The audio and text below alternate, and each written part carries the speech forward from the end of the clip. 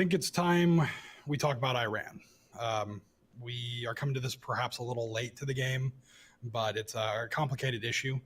There's a long timeline of things that have happened between the U.S. and Iran, and the politics are kind of uh, complicated, to put it in a simple term.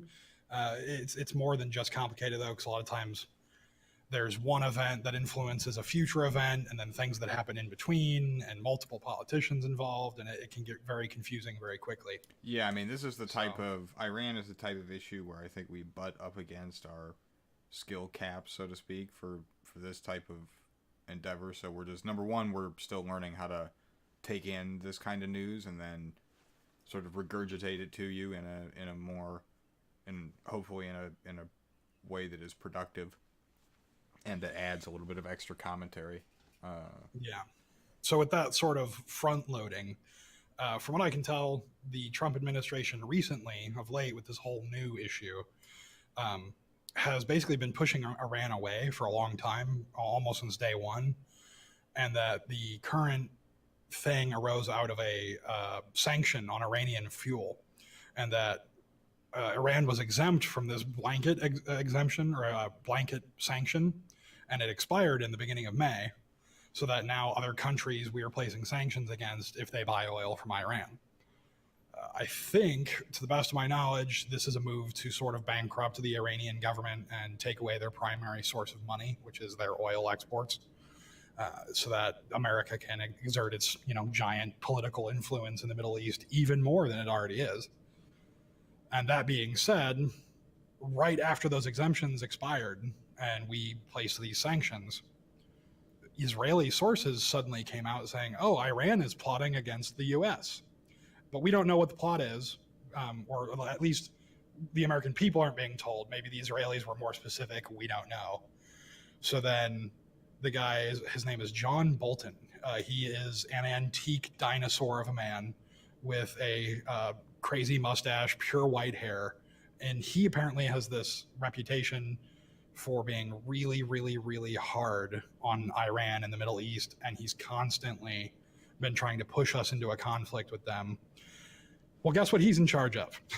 His name's John Bolton again, and he apparently is in charge of, he's the intelligence advisor or the military advisor or some advisory position. It changes throughout history, apparently.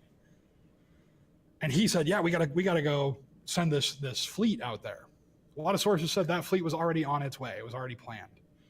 But he claimed, "Nope, we're sending it out there for Iran."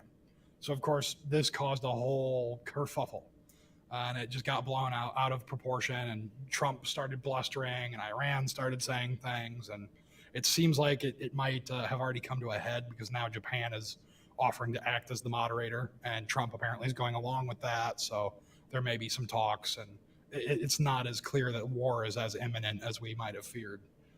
Um, but we couldn't avoid talking about it because it's, for me, for my reading, it has everything to do with our desire, or the U.S. desire, for 50, 60 plus even further years in the past, to exert as much influence over the world as we can to protect our interests as we see them at the time.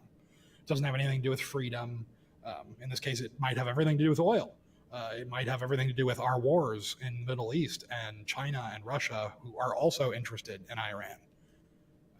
So it's definitely, there's more going on behind the scenes that's a lot more dubious and a lot more uh, under wraps than just a simple issue of, oh well, we moved some troops to the area, or these sanctions expiring. So, what's your read of this situation? The war hawks have essentially played their cards, and we now know that the next thing they want is war with Iran. And historically, it seems that once they've decided on illegally starting an offensive war against a Middle Eastern country that has oil, that they get their way. It tends to fucking happen. So, and if you look at the presidential candidates, um, Trump seems to easily switch between rhetoric of wanting to bring troops home and then being hyper aggressive in terms of making threats about destroying countries. and wiping people off the map and shit. But then even if he loses, if he was to lose to somebody like Biden, Biden voted for the Iraq War. He'd vote for the Iran one. Yeah. So And ostensibly, on the surface of it, they're also claiming it has to do with nuclear weapons and nuclear proliferation and all that. And we know how well that's worked for us in the past in the Middle East. yeah, so we'll follow this as it develops and as we learn more about the history that led up to it and the full context of what's going on. But we definitely wanted to throw at least some first round remarks